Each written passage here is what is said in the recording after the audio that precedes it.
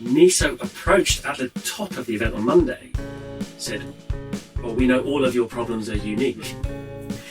That's interesting, isn't it? And we were able to bring that back to, well, no, fundamentally, we all have the same problem of uncertainty. Welcome to the Connectology podcast. I'm Hugh Taylor, CEO here at Road Knight Taylor, and in these episodes, our grid connection specialists, the connectologists, dive into the evolving grid connections landscape, often taking expert guests with them in order to discover, generate, and share insights that might just help you and maybe even industry as a whole to connect projects faster, at lower risk, and at lower cost. Hello and welcome to another episode of Road Knight Taylor's Connectology podcast. I'm Catherine Cleary and I'm joined by my colleague Kyle Murchie, and we've got a very special guest, Graham Pannell from BayWa. Graham, you are BayWa's Head of Grid and Electricity Regulation. Tell us a bit about BayWa as a developer. Of course, thank you for having me.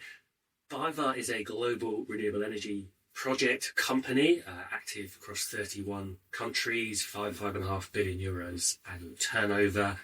We develop, construct, deliver, own in some cases, and operate renewable energy assets across wind, solar, storage, on and offshore. And in the UK, that means a development pipeline of around 3 gigawatts. We've built some 400 megawatts of solar and storage last year, and with 1.5 gigawatts under operational management. So, I mean, a pretty big player, and you will be a well-known face and name, I suspect, to a lot of our listeners. What does BayWa actually stand for, Graham? Because I shied out of doing the proper German introduction. BayWa originated in the 1920s in South Germany as an agricultural cooperative of workers. Their full title, Die Bayerische Warenvermittlung Landwirtschaftliche Genossenschaften e.G., Hey. which we conveniently shortened to BayWa. On behalf of everyone, thank you. Yeah. Still, I get all sorts. I get BayWa, BayWa, Bayar. But yes, I think I would think about, surely a lot of people follow the football teams. If you've heard of Bayern Munich or Wolfsburg, particularly big in the women's league in Germany, we can pronounce BayWa. BayWa, yeah, excellent. Fantastic. Now, I mean, beyond BayWa, Graham, you've I was going to say you've been around for a while. That seems like a very ageist thing to be saying, doesn't it? I think you've worn a lot of hats. Is probably a good way of saying it within the industry, and a huge wealth of experience. Have you? We were trying to count just how many sort of roles, grid groups have you been involved in? Do you think? Yeah, that's quite a sum to tot up. I've been very grateful to be involved in a lot of the sharp end of policy development and connections for 15, pushing 20 years now. I have to say, while being head of grid at BayWa RE as it stands in the UK, I've also been 6 years Renewable UK's grid chair. I was 8 years vice chair of the original DG forum, so I'd be the lead spokesperson for all DG, working with, at the time, the DNOs to bring the best out of connections. I am IREG, that's the Independent Renewable Energy Generators Group, lead policy advisor, and lead spokesperson for A Fairer Energy Future, which was the campaign around 55 companies who came together with a view to, in the most practical sense, work to reduce bills for ordinary people, and really by flagging our concerns about zonal pricing. That while it was a lovely idea academically, when you work on cost of capital delivery, zonal pricing was going to end up saddling the bill payers with an unhelpful increase in bills overall. Now we're working. What's the next steps? We're all looking forward to December, end of the year, the government's reformed national pricing delivery plan, and how we're going to practically move towards a reduced bills future. Sounds like good news for everyone. Now, I mean, so bearing that in mind, I think we could have asked you to talk about pretty much anything on this podcast, and you'd have taught us all lots. I guess I think we thought quite timely. I know both you and Kyle were at an event on Monday to do with kind of NESO and getting developer feedback on the connections reform process and how that's going. I guess connections reform is sort of constantly evolving, and that's one of the themes we thought perhaps would be worth discussing. Do you guys want to sort of just explain what the event was on Monday and what some of the themes that came out of that were? Absolutely. So the title, I forget what the the title ended up being. NESO's Connections Customer Representatives Advisory Day. Good that you remember that. Surely it had an acronym. NESO, it must have had an acronym. I don't think there was time. I think that was the point. It was quite fast paced in terms of how it all kind of came together.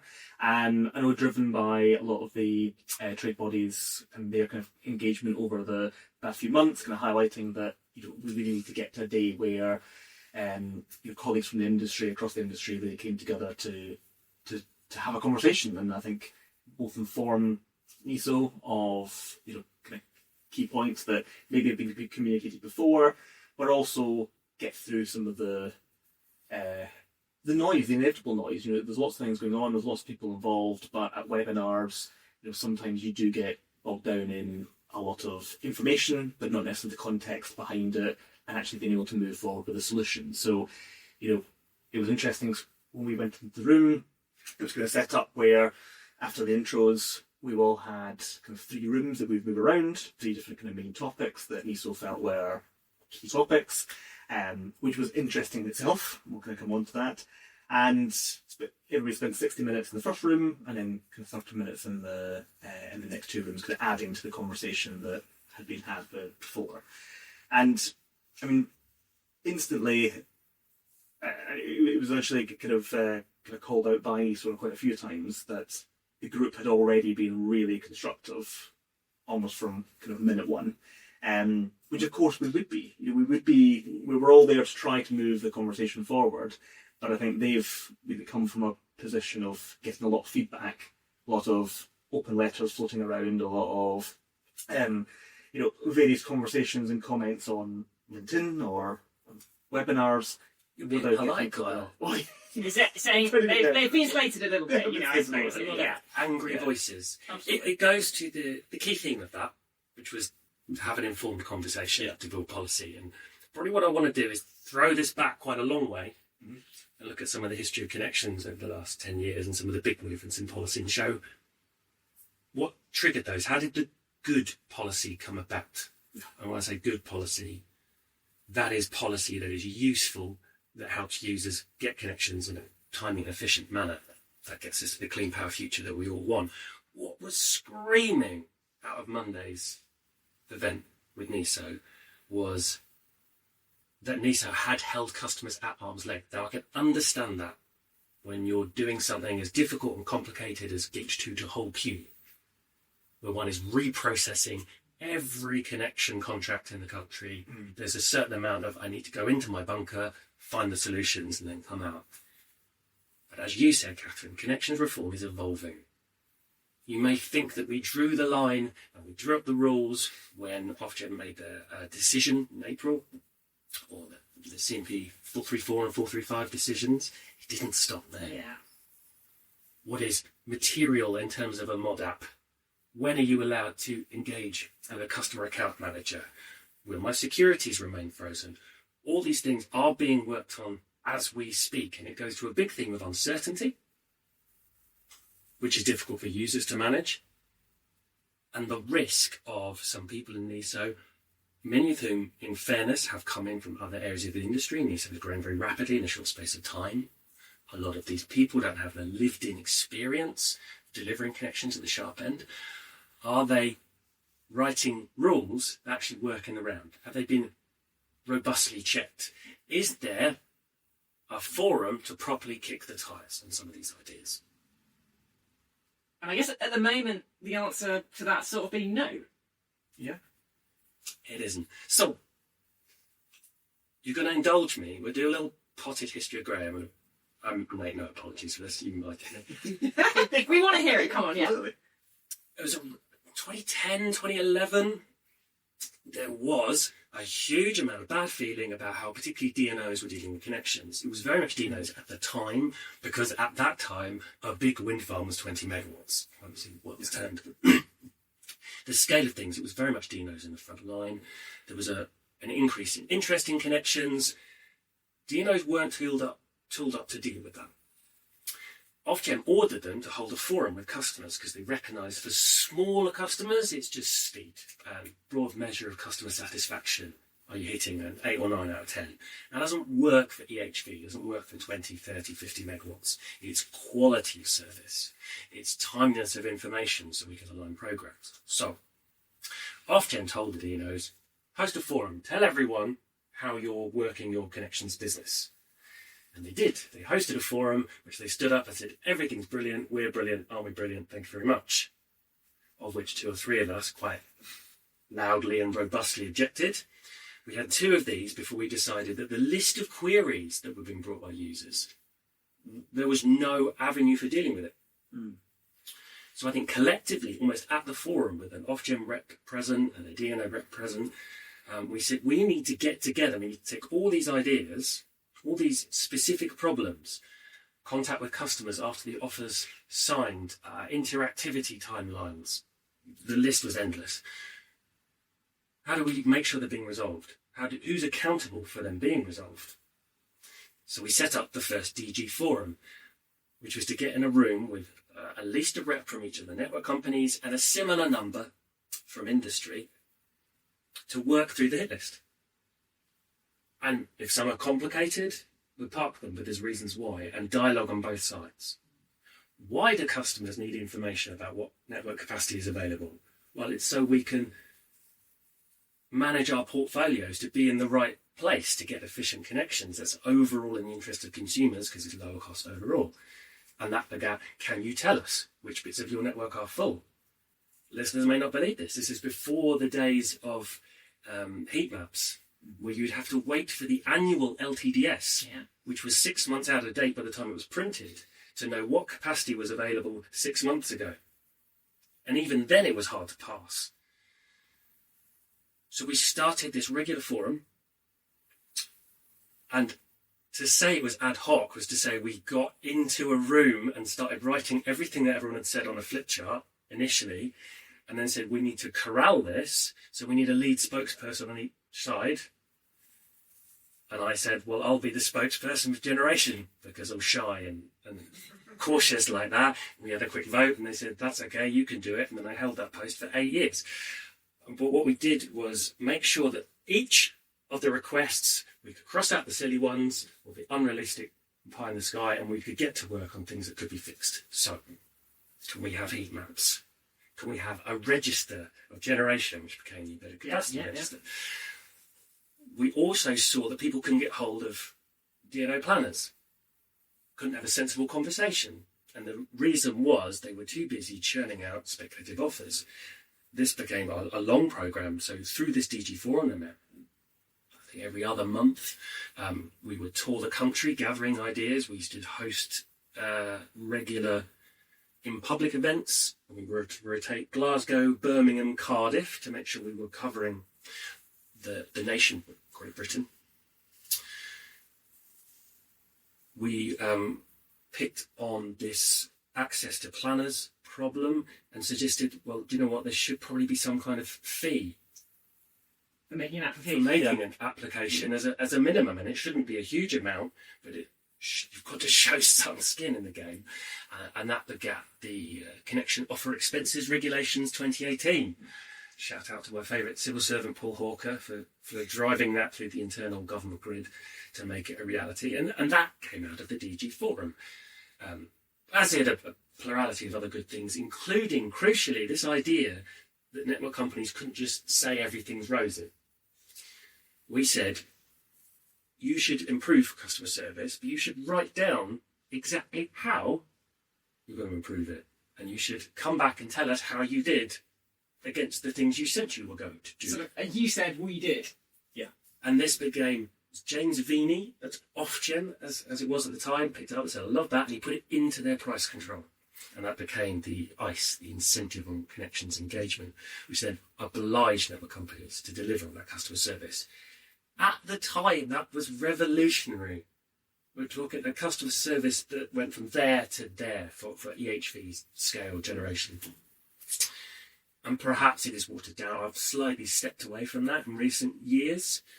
I know it's still there, and I'm sure improvements are still being had, but we were really busting the low-hanging fruit at the time of, can you answer the phone? Can you explain, can I have a tea in or a loop in?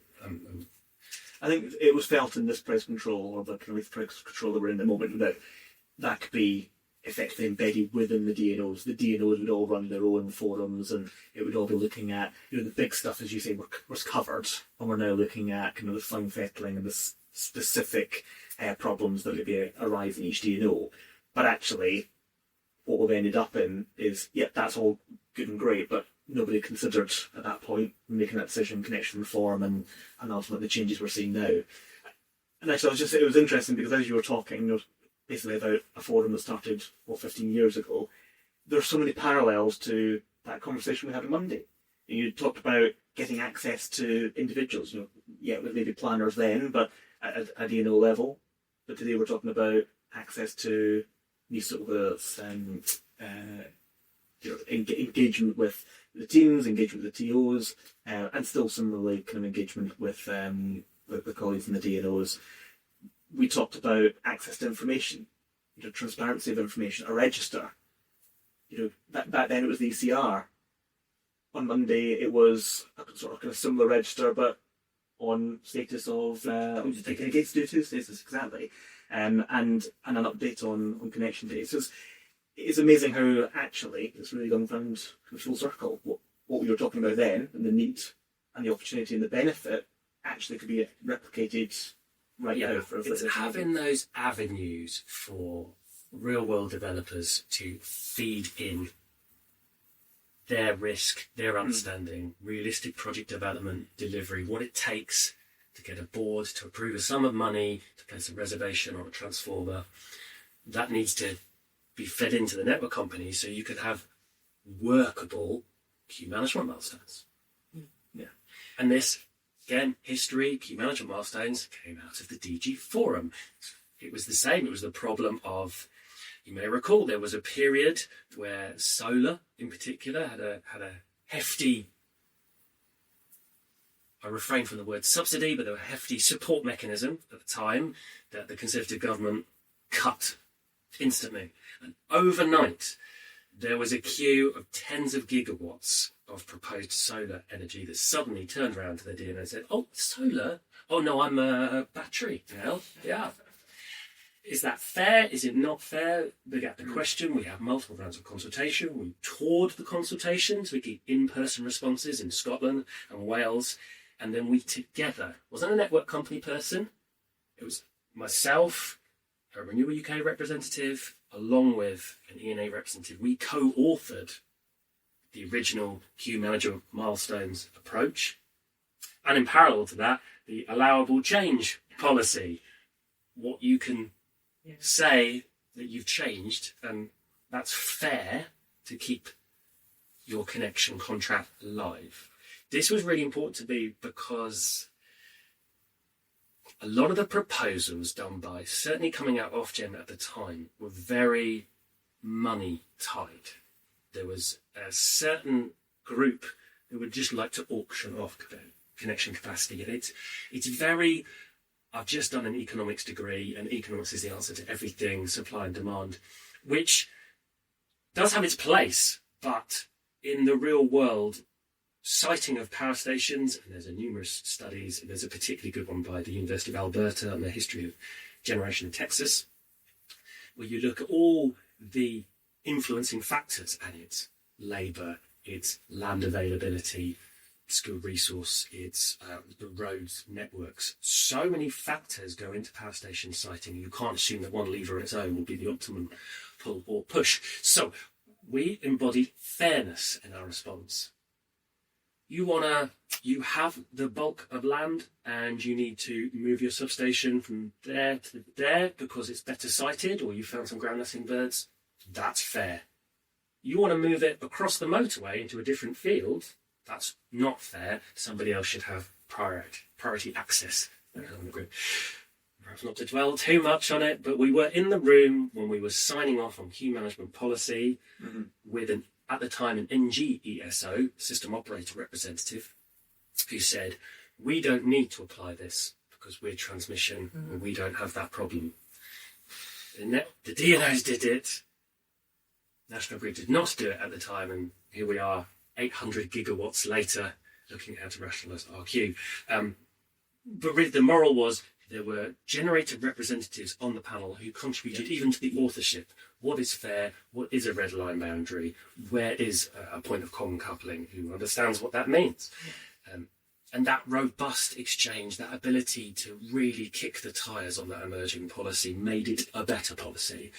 You can have your own opinions about how it was implemented. Certainly have a feeling that network companies initially, none of them wanted to go first and risk being put in court. And their lawyers were very nervous about removing users' connection contracts. Perhaps overly cautious, so it wasn't necessarily effectual. At least the tools were there. And we started to see it be very much effectual for at least the early milestones of thou shalt go into planning, thou shalt have planning. And I think it gives developers certainty, doesn't it? I mean, I think it's, some of those documents actually are probably some of the most referenced policy documents, in the last 5 years when it comes to sort of connections and grid strategy.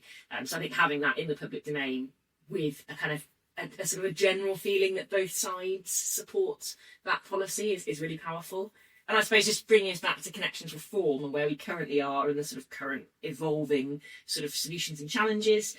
I mean, I was conscious, when we were talking before, I was conscious, actually we did have sort of advisory groups and developers feeding into connections reform when it was being kind of created, so pre-April this year. We have kind of CPAG as an advisory group.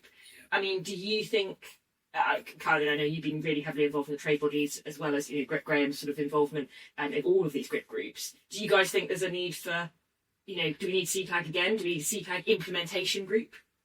Yeah, I mean, absolutely. And also I'd add to that, Heard it here first. when you think about, yes, we had CPAG, I thought we just talked about the DG Forum, but more recently at CPAG, thinking in history as well, we've had like sort of open networks, there's been things that have been delivered through those forums, code mods as well.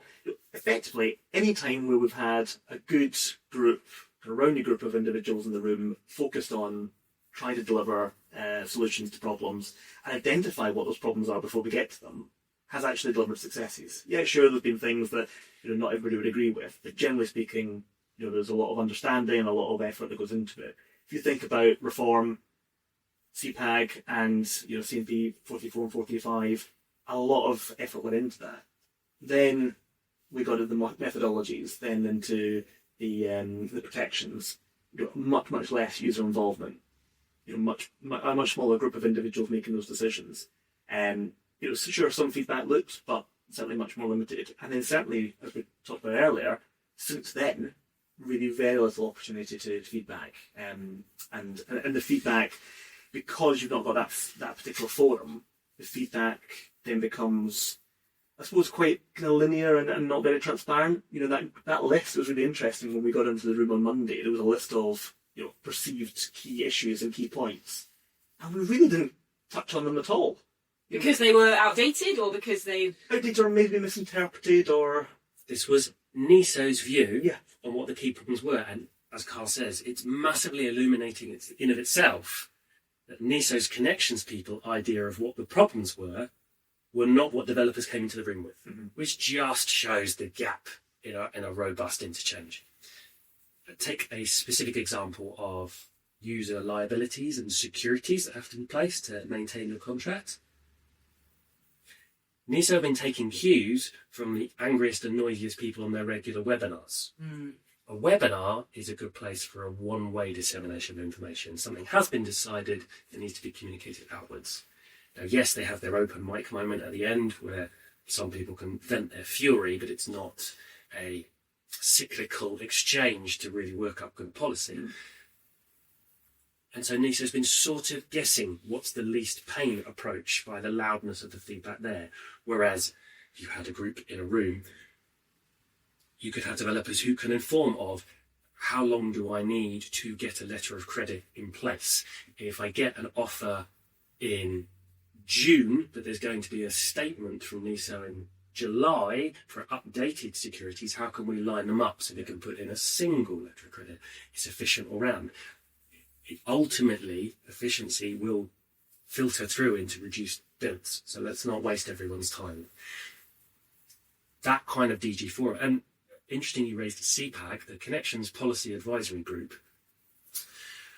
which was seen as a vehicle to talk about the policy of connections reform under the Connections Action Plan, it has stopped. I don't know if formally stopped, but I've not been invited to any sessions. I've not been invited either, Graham. I think it has stopped. I don't think we've just fallen off the list. Thank you for listening so far. If insights like these are valuable in your work, then feel free to subscribe and stay current as Britain's connections landscape continues to evolve. Now, back to the connectologists. And that, because while I say something like the DG Forum needs to be restarted to give this feedback, so on securities policy, on milestones policy, on it's been so long since we paused transmission offers, so what's a sensible target date policy? There needs to be some useful conversations about that with some experts from both sides in the room, so we can hear why they can't do certain things as much as what we want to do on the developer side. And we talked about that. Yeah, no, it's the name. Yeah. So it can't be just DG. Yes. It needs to be transmission connected. Yeah, okay. It probably needs to embrace transmission demand as well to an element. Oh, yeah. It needs transmission and distribution. So I'm yet to formulate how to keep the room to below 20 people, because anything beyond 20 is not really a meeting. It's not necessarily constructive. Thoughts are welcome. Write them in the comments. Yeah, exactly. Yeah. Absolutely. And we were just thinking about, the way the session was set up on Monday, where, there were network representatives in the room. Not every network was represented in each room, but there were always kind of two DNOs effectively and at least a TO. And it was amazing how, I'm saying it's amazing how constructive it was. I expected it would be, knowing the individuals that were in the room. But we all actually have a lot of commonality on where, particular issues or challenges that have been brought up. It's worth noting that there are other groups out there that are also led through the trade bodies, and a wealth of knowledge is collected. It's in sessions like that where there's a route for that information to actually be collated, fed through, and discussed with network colleagues and legal colleagues as well. We had some legal representation in the room as well, which was really helpful, because that could bring in a completely different angle, much more from a investor angle, on top of the developers. So I think that type of forum, really thinking about the types of individuals that we need in the room and the kind of types of representation is going to be really quite key.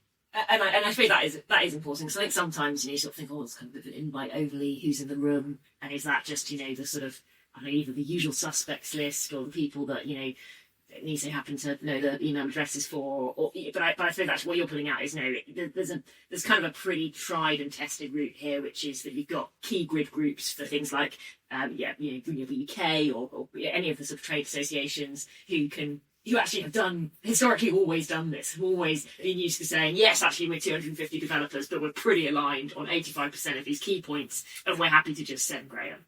So, and it works. Yeah, and I don't want to give the impression that smoke-filled rooms. You just want a group of 12 or so, because that's really productive, but that doesn't stop you gathering information from the whole industry. And reporting it back. Yeah. That can be done. And going back to DG Forum, we were going to do a live event in Glasgow. Everyone was invited. All the feedback was recorded.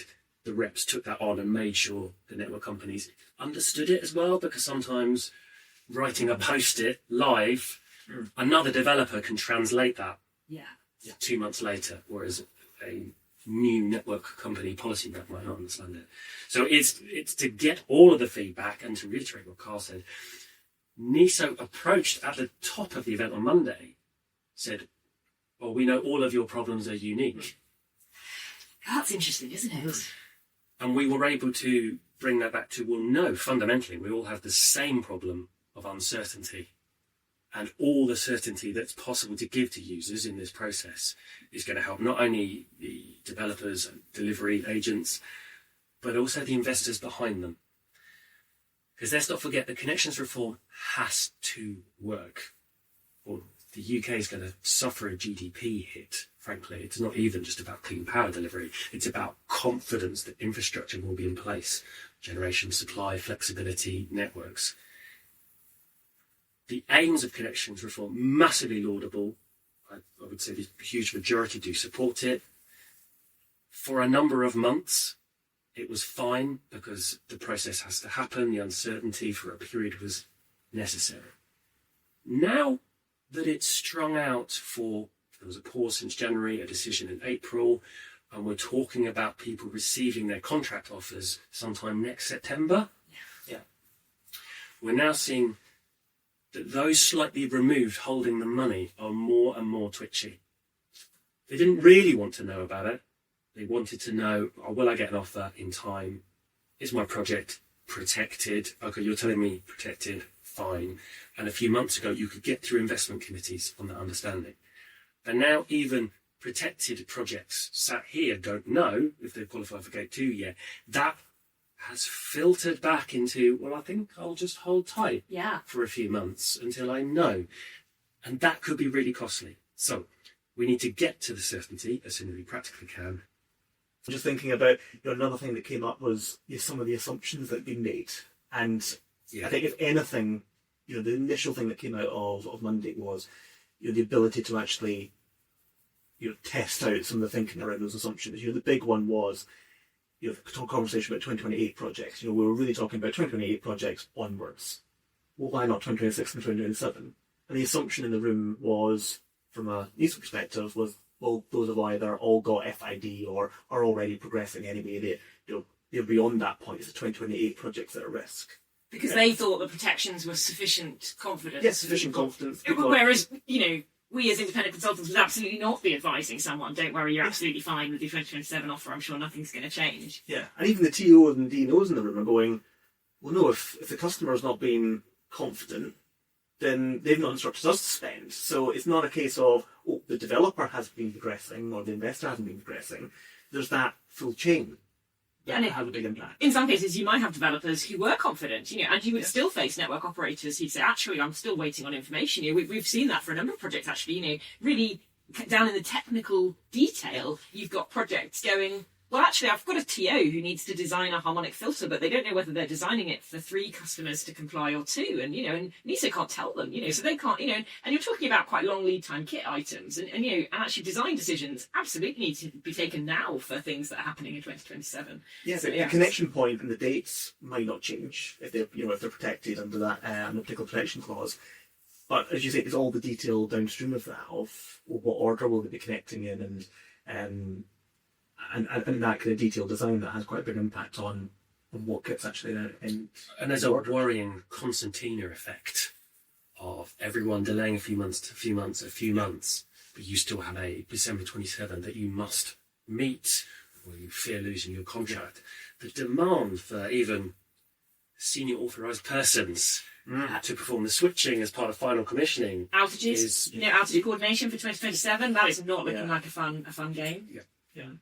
Though maybe we should make it a board game. Graham did let slip. He's a bit of a board game aficionado, so perhaps. I do. Anyone who's been on a video call with me will have seen the wall of board games behind me.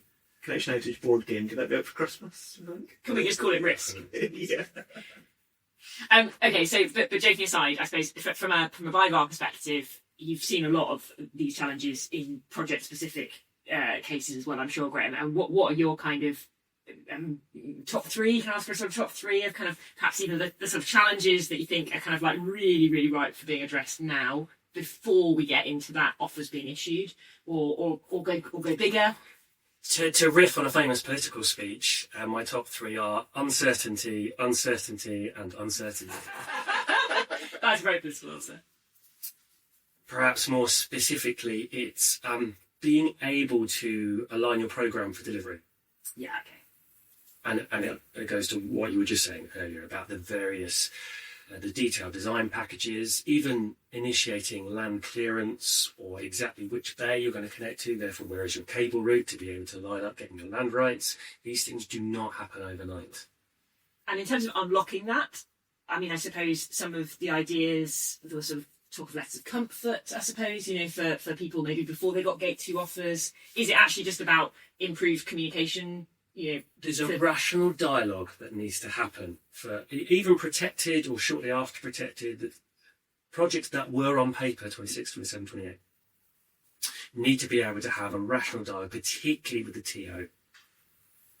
And we need to see now, well, more or less as Gate 2 is declared, first week of December. At that point, at least projects will know that they are in gate 2. I'm sure there are some that have been pushed into gate 1 by human error or otherwise. We'll need to appeal that. That's a whole separate conversation. But at least you've got a piece of paper that says you're gate 2 for a large number of projects. They then need to be able to align that delivery program. Start looking at outages. There needs to be an allowance for the contractor move in kind. Sensibly pro rata, but at the same time, not allow a window for gaming. So sensible kind of modifications to the contract structures, which I guess we're kind of arguing would need to be non-gated mods. But we kind of need to agreement as an industry as to what the rules are. Shouldn't need a user to submit a modification. No. This has been on hold forever. Let's get in a room. Your contract was for July 2027. We both know a 132 kV grid transformer needs to be ordered, so let's move it to April 2028 on a mutual consent. The TO signs that. That's an appropriate. Yeah. And at some point, here's an ATV. And you still must meet your early milestones. I mean, you've got to have been consented to get into this in the first place, and you'll need to appropriately press on with your program.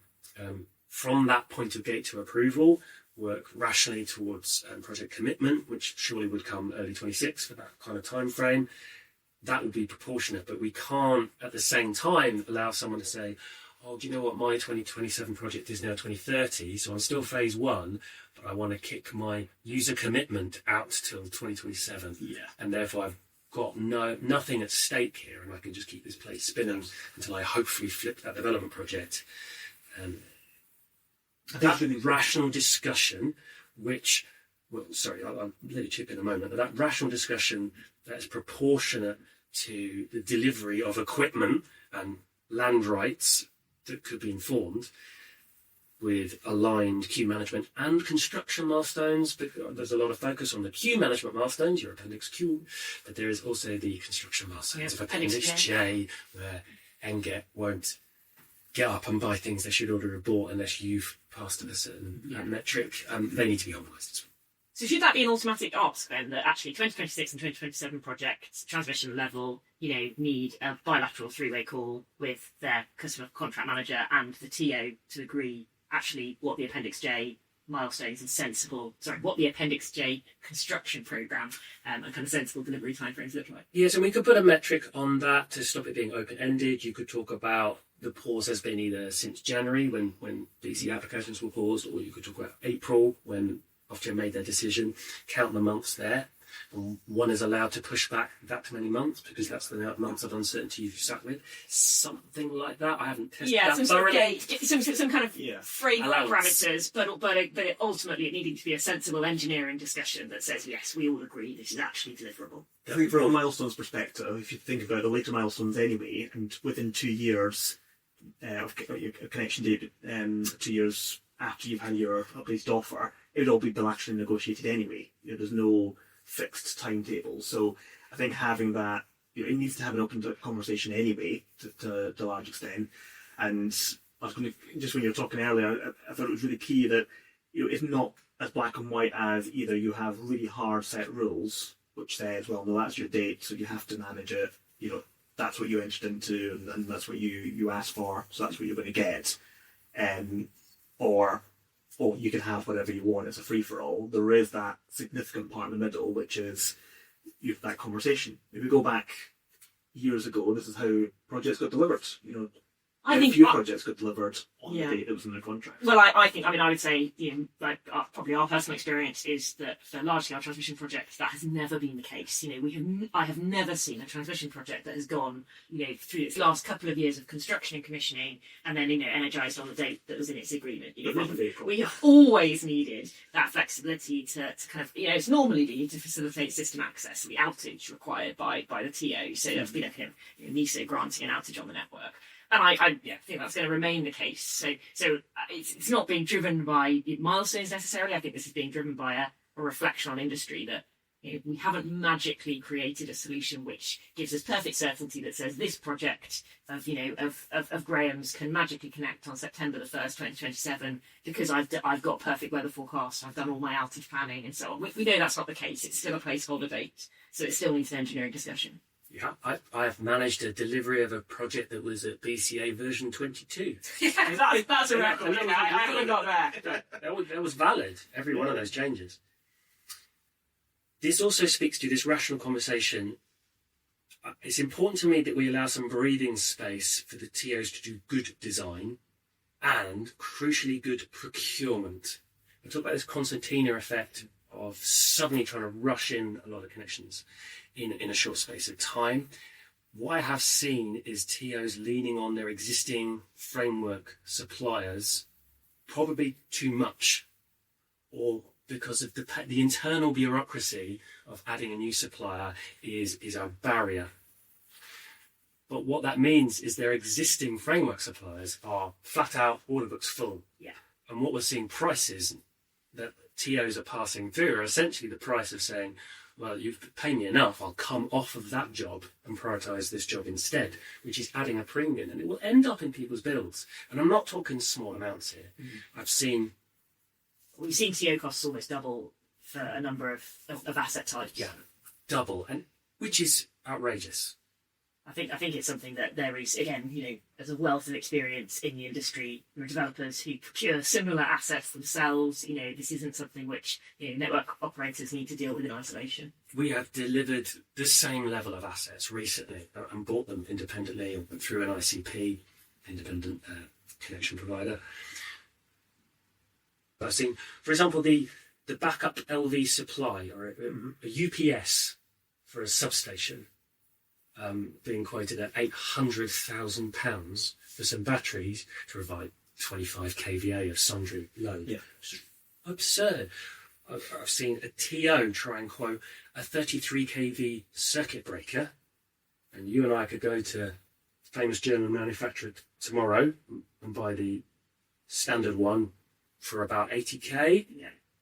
Perhaps double that with all the installation, and being quoted 800. And this is a symptom of poor procurement, and I'm really hoping that Ofgem's end-to-end review can shine a light on some of this. I also wind back to sensible discussions on programme to allow the TOs to resolve this. I think we're starting to get this recognised, and I know now I have signed off on a letter from Renewable UK where a group of members have anonymously shared some commercially confidential data about this very point of TO price inflation that we're sending to Ofgem to influence this. And I know there are individuals in TOs who want to do a good job, but there are also a lot of them who want to go home at 5 o'clock and would rather just send you the price from their database. And we are asking a lot, I suppose, in terms of what a TO is going to have to deliver over the next 6 months in terms of office and design, but then over the next 5 years in terms of build. Fantastic. Well, I think that is probably an amazing point to leave it there. Sadly, we could probably go on all day. But Graham, thank you so much for your time and for joining us, and thank you very much, Kyle, as well. And thank you all for listening. Thanks for joining the connectologists in this exploration. This knowledge sharing is made possible by the support of our clients. We thank them and hope it will help the whole of industry to connect society's critical infrastructure faster. If you found this useful, you're welcome to explore more free insights at roadnighttaylor.co.uk/connectology, or click on the Insights tab at the top of our homepage.